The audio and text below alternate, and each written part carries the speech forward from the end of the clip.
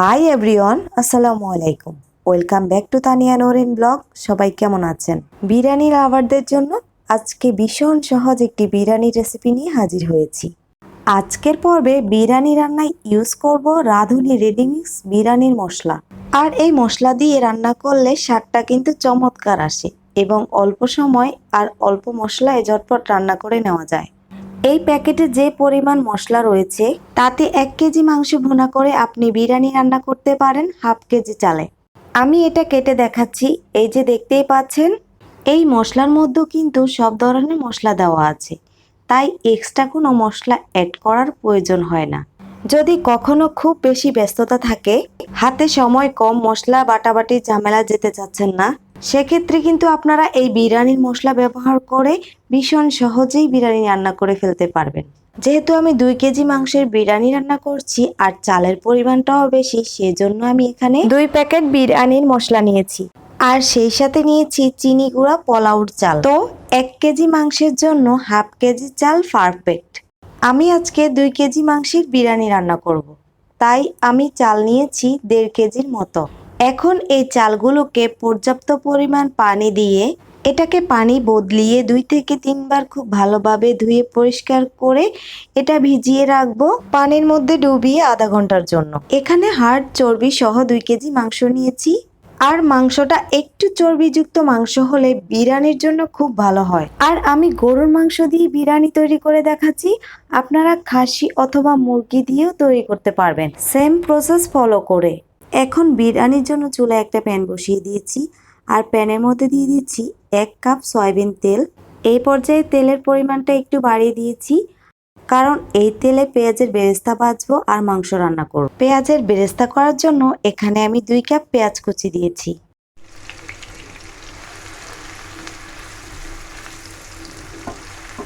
এখন আমি চুলার আঁচটা মিডিয়ামে রেখে এটাকে গোল্ডেন কালার করে ভেজে নিব।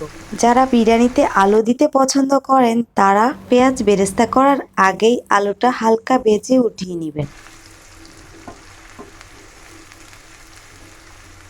ভাজা হয়ে গেলে কিছুটা পেঁয়াজের বেরেস্তা উঠিয়ে নিব বিরিয়ানিতে অ্যাড করার জন্য।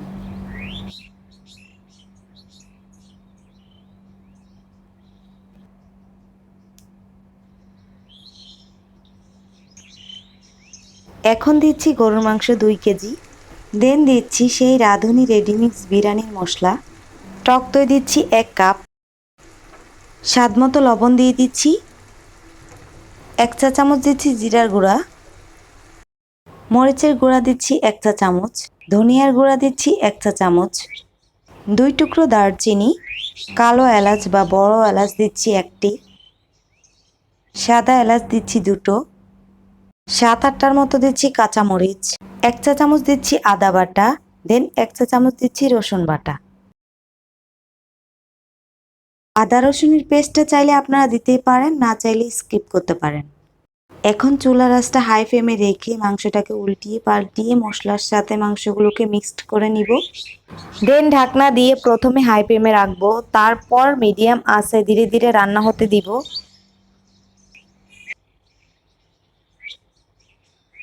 ঢাকনা উঠিয়ে দেখতেই পাচ্ছেন অনেকগুলো পানি উঠেছে মাংস থেকে, আর এই মাংসের পানিটা দিয়ে 50% মাংসটাকে কষিয়ে নিব।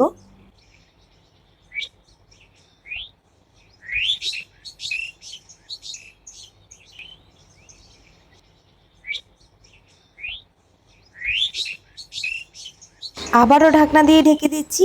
এখন মিডিয়াম আঁচে আধা ঘন্টা রান্না করে নিব। আধা ঘন্টা পর ফিরে এলাম, মাংস থেকে সম্পূর্ণ পানি শুকিয়ে গেছে। এ পর্যায়ে মাংসটাকে সিদ্ধ করে নেওয়ার জন্য আমি এখানে 1 কাপ তরল দুধ দিয়ে দিলাম।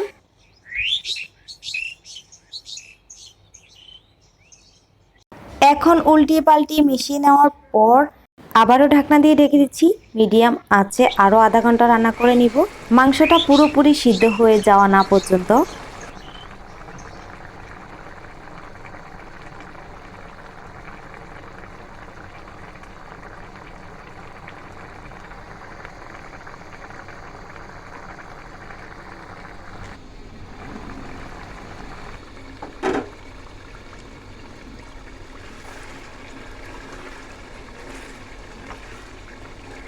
আমার রান্নাটা হয়ে গেছে। তো আমি এটা বেশ কিছুটা সময় ধরে রান্না করেছি। সর্বমোট 1 ঘন্টা আমি এটা রান্না করেছি। আপনি যদি ঘড়ি ধরে 1 ঘন্টা রান্না করেন তাহলেই কিন্তু আপনার মাংসটা খুব সুন্দরভাবে সিদ্ধ হয়ে যাবে। তো এটা হয়ে গেছে, দেখতেই পাচ্ছেন একদম পানি নেই, খুব সুন্দর ভুনা ভুনা হয়েছে আর একদম সিদ্ধ হয়ে গেছে। এখন আমি এটাকে নামিয়ে নিচ্ছি।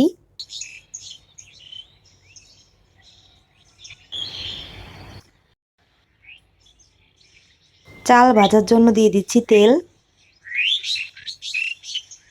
আর সেই সাথে দিয়ে দিচ্ছি ঘি।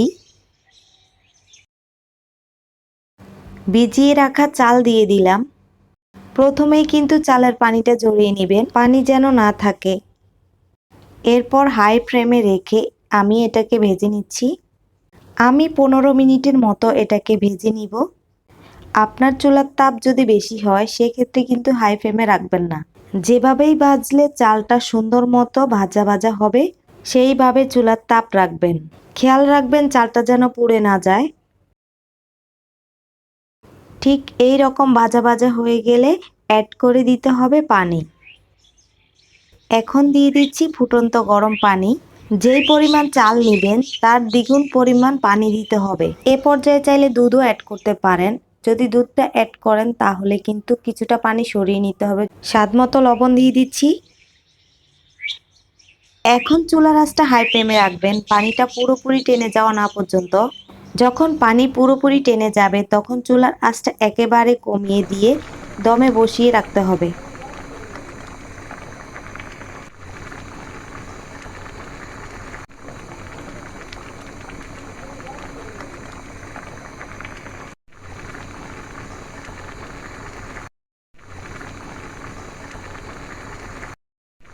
তো দেখতেই পাচ্ছেন পানি একেবারে টেনে গেছে। এ পর্যায়ে চুলার আঁচটা একেবারে কমিয়ে দিয়েছি। এখন 2 মিনিটের জন্য ঢাকনা দিয়ে ঢেকে দিচ্ছি।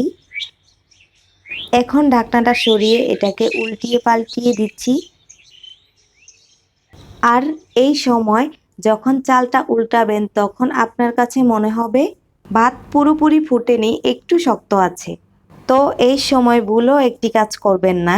এই রকম ভাববেন না যে আপনার চাল ফুটবে না, সেটা ভেবে যে আপনি আবারও গরম পানি দিবেন, তাহলে কিন্তু সেই বিরিয়ানি ভালো হবে না, সেটা কিন্তু নরম হবে।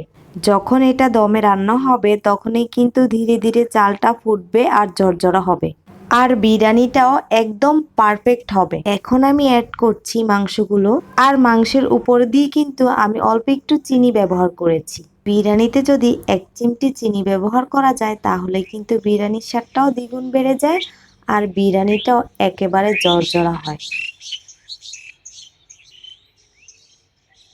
দিয়ে দিচ্ছি 7-8টার মতো আলুর বখরা। দেন দিয়ে দিচ্ছি 1/4 কাপ কিচমিচ। সেই সাথে দিয়ে দিচ্ছি 20টার মতো পেস্তা বাদাম।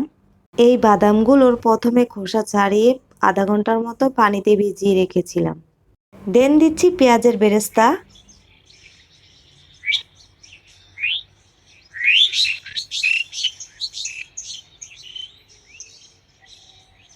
আর দিয়ে দিচ্ছি 1 চা চামচ কেওড়া জল। দিয়ে এটাকে ঢেকে বসিয়ে রাখবো 8-10 মিনিটের মতো। 7-8 মিনিট পর আমি এখন এটাকে উল্টিয়ে দিব।